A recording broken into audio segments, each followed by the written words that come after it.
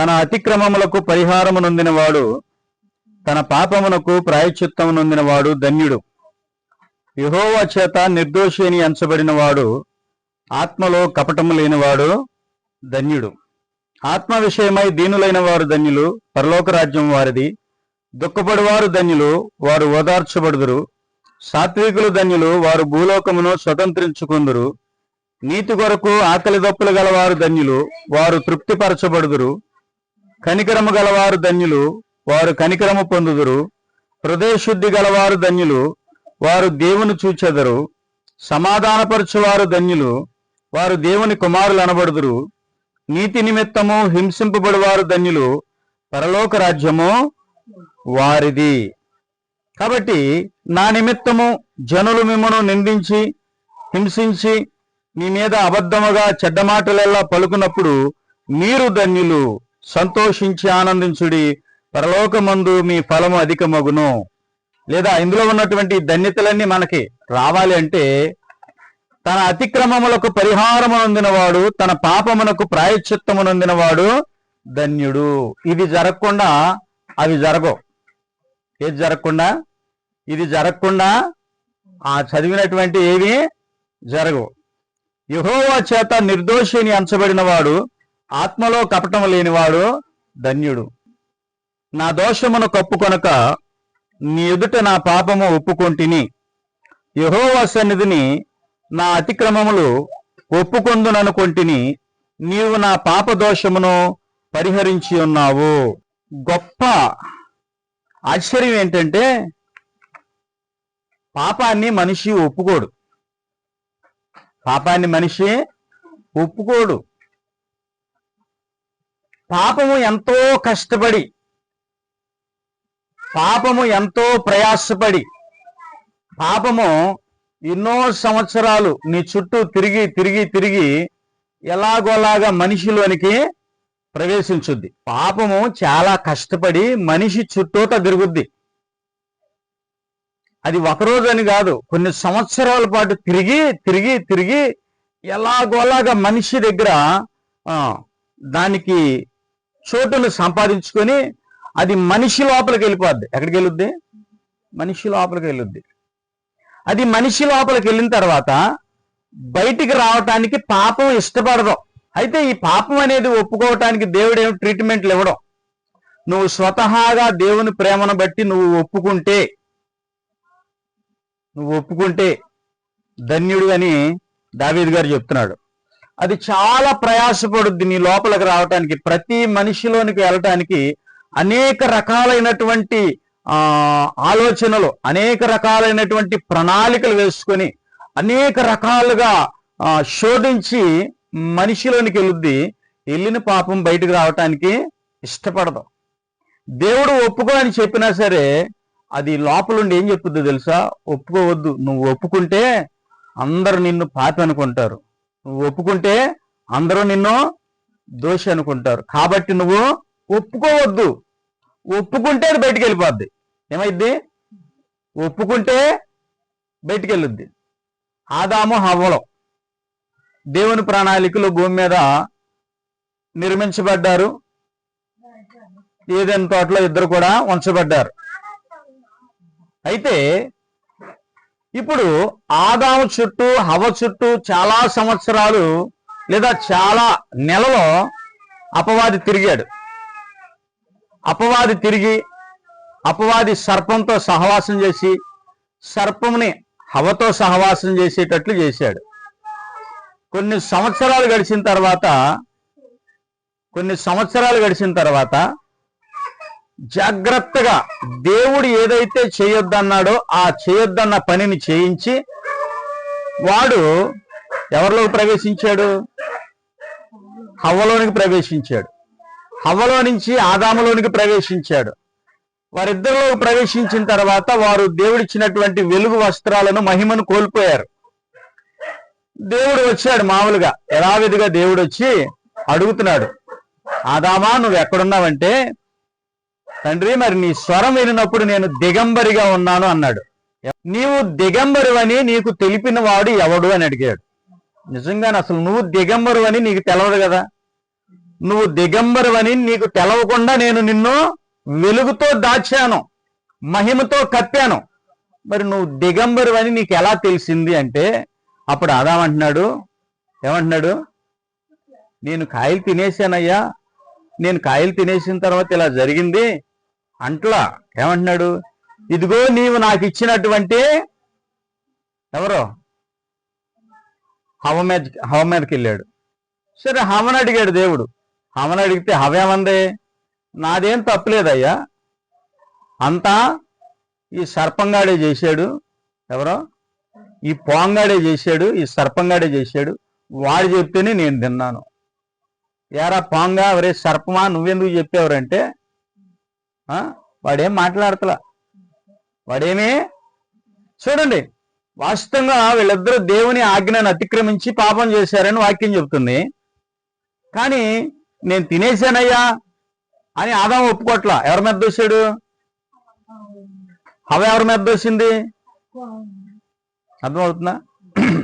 వీళ్ళిద్దరూ తొయ్యటాన్ని బట్టి సర్పంకి ఏమొచ్చింది, ఒరే నువ్వు ఇప్పుడు దాకా కాళ్ళు వేసుకుని బాగా తిరిగేసావు, ఇప్పుడు నువ్వు కాళ్ళతో తిరిగితే నువ్వు మామూలుడు కాదు, కాబట్టి నువ్వు ఇక్కడి నుంచి నీ కడుపుతో పోగుతావని దేవుడు పలికాడు. కాళ్ళు తీసేశాడు, దాని కాళ్ళు ఉండి చేతులు ఉండి సర్పానికి తీసేశాడు. ఏ పట్టలో నుంచి బయటకు వచ్చినాయో చేతులు కాళ్ళు. అర్థమవుతుందా? మనకు కూడా అలాగే వస్తాయి, తెలుసా మీకు? మనకు కూడా అలాగే చేతులు కాళ్ళు బయటకు వస్తాయి, అలాగే పోయినాయి అంట. పాపాన్ని మనిషి స్వతహాగా ఒప్పుకోనివ్వదు కూడా పాపం. కాబట్టి ఏమంటున్నాడంటే యేసుప్రభు వారు కొండ మీద చెప్పినటువంటి ధన్యతలన్నీ మనకి, అన్ని ధన్యతలు మనకు దొరకపోయినా ఏదైనా ఒక ధన్యత అయినా మనకు దొరకాలన్నా ముందు ఈ ధన్యత రావాలి. ఏ ధన్యత? తన అతిక్రమములకు పరిహారమునొందినవాడు, తన పాపమునకు ప్రాయశ్చిత్తమునొందినవాడు ధన్యుడు. దీనిని సంపాదించాలి ముందు మనం. దీనిని సంపాదించకుండా ముందున్నాయన్ని రావాలంటే ఎవరికి దొరకవు. యెహోవా చేత నిర్దోషి అని ఎంచబడిన వాడు, ఆత్మలో కపటము లేనివాడు ధన్యుడు. ప్రకారమే క్రియలు లేకుండా దేవుడు ఎవనిని నీతిమంతుడుగా ఎంచునో ఆ మనుష్యుడు ధన్యుడని దావీదు కూడా చెప్పుచున్నాడు. ఎలాగనగా తన అతిక్రమములకు పరిహారమునొందినవాడు, తన పాపమునకు ప్రాయశ్చిత్తమునొందినవాడు ధన్యుడు. ప్రభువు చేత నిర్దోషి అని ఎంచబడిన వాడు ధన్యుడు. పగ కలహమును రేపును, ప్రేమ దోషములన్నిటినీ కప్పును. ప్రేమ ఏం చేస్తుందంట? దోషములన్నిటినీ కప్పును. ఒకవేళ మీకు ఎవరన్నా బాగా కావలసిన వాళ్ళు ఉన్నారనుకోండి, మీకు ఇష్టమైన వాళ్ళు ఉన్నారనుకోండి, వాళ్ళు ఏమైనా పొరపాట్లు చేసినా, వాళ్ళు ఏమైనా తప్పులు చేసినా, వాళ్ళు ఏమైనా పాపాలు చేసినా మీకు తెలిసినవి అనుకోండి, ఎవరి మీదైనా సరే ప్రేమ ఉంటే, వాళ్ళు ఏమైనా పాపాలు చేశారనుకోండి, వాళ్ళు ఏదైనా దోషం చేశారనుకోండి, వాళ్ళు చేసిన దాన్ని నువ్వేం చేస్తావంటే, నీకు బాగా కావలసిన వాళ్ళు గనక నువ్వేం చేస్తావు, దాన్ని ప్రేమను బట్టి కప్పేస్తావు. మంచిదే, ప్రేమను బట్టి కప్పేసావు. మనుషుల ప్రేమ 4 రోజులుండి 4 రోజులకి పోతుంది. నీకు ప్రేమ వాళ్ళ మీద పోయిన తర్వాత నువ్వేం చేస్తావు? కప్పిన వాటిని ఏం చేస్తారు? మళ్ళీ తీస్తారు. కప్పిన వాటిని మళ్ళీ తీస్తారు. కానీ దేవుని వాక్యం ఏం చెప్తుంది? యాకోబు పత్రిక 5వ అధ్యాయము 20వ వచనం చదువుదాం. పాపిని వాని తప్పు మార్గము నుండి మళ్లించువాడు మరణము నుండి ఒక ఆత్మను రక్షించి అనేక పాపములను కప్పివేయనని తాను తెలుసుకొనవలెను. ఒకవేళ ఒక పాపిని మనం రక్షించామనుకోండి, వాళ్ళని క్షమించినటువంటి, మనం కప్పేసినటువంటి వాటిని మరలా మన నోటితో మనం ఎప్పుడు కూడా మళ్ళీ తిరగేయకూడదంట. ఏం తిరగేయకూడదు? ఒక వ్యక్తిని మనం క్షమించేసిన తర్వాత, పోన్లే దేవుడే చూసుకుంటాడని క్షమించేసిన తర్వాత, అతని పాపాలన్నింటినీ నువ్వు కప్పివేసిన తర్వాత, మరలా కొన్ని సంవత్సరాలు పోయిన తర్వాత, నాకు తెలుసు ఆ అమ్మాయి మంచిది కాదు, నాకు తెలుసు ఈ అబ్బాయి మంచోడు కాదని నువ్వు కప్పివేసినటువంటి దాన్ని మళ్ళీ ఏంటిది? మళ్ళీ తిరగేయటం. మరి నువ్వు ధన్యుడు ఎప్పుడవుతావు? నీ అతిక్రమాలు ఎలా క్షమించబడతాయి? యేసుప్రభు వారు ఏమన్నారు?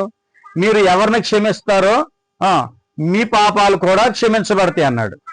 మీరు ఎవరి పాపాలు ఉంచుకుంటారో మీ పాపాలు కూడా ఉంటాయి అన్నాడు. మరి ఏమి నేర్చుకుంటున్నాం మనం క్రైస్తవ్యంలో అంటే, చాలా మంది కప్పివేసి కొన్ని సంవత్సరాలు పోయిన తర్వాత మళ్ళీ కప్పిన దాన్ని ఏం చేస్తున్నారు, కప్పేసిన కోడి గుడ్డు పెట్టిన తర్వాత లేపుతారు చూసారా, అట్లా ఏం చేస్తున్నారు మళ్ళీ.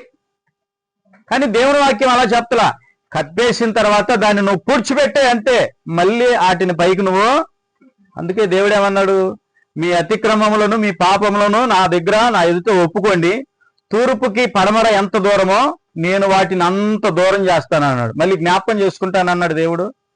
దేవుడైతే జ్ఞాపకం చేసుకోవట్లా, దేవుడైతే నిన్ను క్షమిస్తున్నాడు, కానీ నువ్వు క్షమించలేకపోతున్నావు. పాపానికి ఉన్నటువంటి రెండో క్వాలిటీ ఏంటంటే, పాపము ఎవరిని క్షమించదు. పాపము ఎవరిని క్షమించదు. రెండోది, పాపము నేను పాపము చేశానని నీతో ఒప్పుకోనివ్వదు. నువ్వు ఒప్పుకుంటే బయటికి పోతుంది, ఒప్పుకుంటే బయటికి పోతుంది. కాబట్టి అదేం చేస్తుంది, ఒప్పుకోదు. అందుకే యేసుప్రభు వారు సాతాను స్వభావం గురించి మాట్లాడితే ఏమన్నాడంటే, వాడు అబద్ధికుడును అబద్ధమునకు జనకుడును వాడు సత్యమందు నిలిచిన వాడు కాదు, వాడు సత్యమందు నిలిచిన వాడు కాదు. కాబట్టి ప్రియులారా, కీర్తన 51వ కీర్తనలోకి వద్దాం. దేవా, నీ కృప చొప్పున నన్ను కరుణించుము, నీ వాత్సల్య బాహుళ్యము చొప్పున నా అతిక్రమములను తుడిచివేయుము. నా దోషము పోవునట్లు నన్ను బాగుగా కడుగుము, నా పాపము పోవునట్లు నన్ను పవిత్రపరచుము. నా అతిక్రమములు నాకు తెలిసే ఉన్నవి, నా పాపం ఎల్లప్పుడూ నా ఎదుటనున్నది. వింటున్నారా? నువ్వు చేసినా, మీరు చేసినా, లేకపోతే నేను చేసిన పాపాలు పొద్దాక మనకి గుర్తుకొస్తున్నాయి, ఆ పాపాలు మనకు కనపడుతున్నాయి, ఆ పాపాలు మనకి మన తెలివిలోనికి వస్తున్నాయి అంటే ఆ పాపాలు మన దగ్గర నుంచి పోలేదని తెలుసుకోవాలి. చాలా మంది పోయినీళ్ళు అనుకుంటున్నారు, యేసయ్యా నా పాపాలు క్షమించయ్యా, నీకు స్తోత్రం ఆయన, నా పాపాలన్నీ కడిగాను ఆయన, 2 మొక్కలతో వదిలించుకుంటే వెళ్ళిపోతాయి అనుకుంటున్నారు. పాపం బట్టలకు బాగా మురిగైపోతే కాసేపు నానబెట్టిన బట్టలను మళ్ళీ తీసి దానికి సబ్బు పెట్టి మళ్ళీ కాసేపు ఉంచి మళ్ళీ తర్వాత బండ మీద బాధటమో లేకపోతే బ్రష్ పెట్టి వాష్ చేయటమో చేస్తారు. మురికే అంటే పోదు కదా, మురికే పద్దా. నువ్వు నోటితో అనేసావు, యేసునామములో నా పాపం కొట్టివేయబడి గాక అనేసానమ్మా, అనేసాను, యేసయ్యా నన్ను క్షమించయ్యా అన్నావు. అంత 1 నిమిషంలో కూడా అయిపోయాం, 1 నిమిషం లోపే అయిపోయింది. బట్టలు మురిగి పోద్దా 1 నిమిషంలో? 10 నిమిషాల్లో బట్టలు మురిగి పోతుందా? అది పూర్తిగా ఎండిన తర్వాత తీసిన తర్వాతే శుభ్రంగా ఉంది అంటాం మనం. ఆరేసిన తర్వాత కూడా శుభ్రంగా ఉందని మనం అనం. దాని తీగ మీద పూర్తిగా ఎండిన తర్వాతే బాగుంది, శుభ్రంగా ఉంది, తెల్లగా ఉంది అంటాం. మరి పాపం తొందరగా తేలిగ్గా పోతుందని ఎలా అనుకుంటున్నారు? చాలా మంది చాలా తేలిగ్గా లైట్గా తీసుకుంటున్నారు పాపాన్ని. పాపం నీలోకి ప్రవేశించేది ఎందుకంటే నీలోనే ఉండటానికి, నీలోనే నివసించడానికి, నిన్ను కూడా తనతో పాటు ఎక్కడ పట్టుకోవాలని, సాతాను ఎక్కడికి పోతున్నాడో అక్కడికే నిన్ను కూడా తీసుకుపోవాలని. ఇప్పుడు వాడు భూమి మీద మొట్టమొదట ఆదాము హవ్వ అయితే ఆ ఇద్దరిని కూడా వాడు సంపాదించేశాడు. ఏం చేశాడు? మనం ప్రార్థనలు చేసి మందిరాలు పెట్టి సువార్త ప్రకటించి ఎవరన్నా వచ్చి ఒక ఆత్మ బాప్తిసం తీసుకుంది అనుకోండి, ఒక ఆత్మ రక్షించబడింది అని అంటామా? అనుకుంటాం కదా. మా మందిరంలో కొత్తగా ఒకళ్ళు బాప్తిసం తీసుకున్నారు, ఒక ఆత్మ రక్షించబడింది అనుకుంటామా? వాడి బాధకు కూడా 2 ఆత్మలు దొరికినాయి. ఏం బాధ వాడిదేం బాధ? మీరు దేవతల వలె ఉంటారు. ఏం బాధ అది? ఇవాళ పాపం గురించి చెప్పే వాక్యాలు లేరు. ఒకవేళ పాపం గురించి చెప్పే వాక్యాలు ఉంటే వాళ్ళ దగ్గరికి వెళ్ళరు. ఎందుకంటే ఇవాళ అన్ని ఆశీర్వాదాలే కావాలి, స్వస్థతలే కావాలి. ఏం కావాలి? అసలు ముందు ఇది పోతేనే అవి దొరుకుతాయి. అర్థమవుతుందా? కాబట్టి ముందున్నటువంటి ఇద్దరు సాతానుకు దొరికిపోయాడు. సాతాను బోధ ఏంటి? సాతాను బోధ? ఇప్పుడు బోధ ఏంటి? యేసయ్య తిరిగి వస్తాడు, పరలోకం తీసుకెళ్తాడు, నిత్యరాజ్యంలో మనం అందరం నిరంతరం ఉంటాం. ఇప్పుడు బాధ. అప్పుడు బాధ ఏంటి? వాడు తెచ్చిన బాధ ఏంటి? మీరు దేవతల వలె ఉంటారని దేవునికి తెలుసును. మీరు దేవతల వలె ఉంటారు, మీరు దేవతల వలె ఉంటారు, మీరు దేవతల వలె ఉంటారు. వాడు తెచ్చిన బోధ అది. వాడి బోధతో వాళ్ళిద్దరిని సంపాదించాడు. ఎవరిద్దరిని? ఫస్ట్ ఉన్నటువంటి 2 వికెట్లు పడిపోయినాయి. అర్థమవుతుందా? మరి మిగతా వాళ్ళ సంగతి ఏంటి? పడిపోతారు. రాళ్లే పడిపోయిన తర్వాత అందరూ పడిపోతారు. కాబట్టి ఇప్పుడు ఏమంటున్నాడు దావీదు గారు అంటే, నా పాపము ఎల్లప్పుడూ నా ఎదుటే ఉంది, నాకు కనపడుతుంది అంటున్నాడు. నేను చేసిన పాపం నాకు కనపడుతుంది అంటున్నాడు. అది పోవటం లేదు నా పాపం అంటున్నాడు. ఇంకా ఏం చెప్తాడు ఆయన? కేవలము నీకే విరోధముగా నేను పాపము చేసి ఉన్నాను, నీ దృష్టి ఎదుట నేను చెడుతనము చేసి ఉన్నాను. అబ్బబ్బబ్బా, నీ ముందే చేశానయ్యా. నేను పాపం చేసేదంతా నువ్వు చూసావు. నీ దృష్టి ఎదుటే, నీ కంట్లో పడింది, నీ కంటికి నేను కనపడుతున్నాను. నీ దృష్టి ఎదుటే నేను పాపం చేశాను. నేను పవిత్రుడగినట్లు హిస్సోపుతో నా పాపమును పరిహరింపుము, హిమము కంటెను నేను తెల్లగా నుండినట్లు నన్ను నీవు కడుగుము. హిస్సోపుతో నా పాపమును పరిహరింపుము, హిమము కంటెను నేను తెల్లగా నుండినట్లు నీవు నన్ను కడుగు. అంటే అర్థం ఏంటంటే, నన్ను పరిశుద్ధుడిగా మార్చయ్య అంటున్నాడు. నన్ను పవిత్రుడిగా మార్చయ్య అంటున్నాడు. ఈ పాపాన్ని బట్టి నాలో ఏం లేదు? పరిశుద్ధత లేదు. ఈ పాపాన్ని బట్టి నాలో ఏం లేదు? మహిమ లేదంటున్నాడు.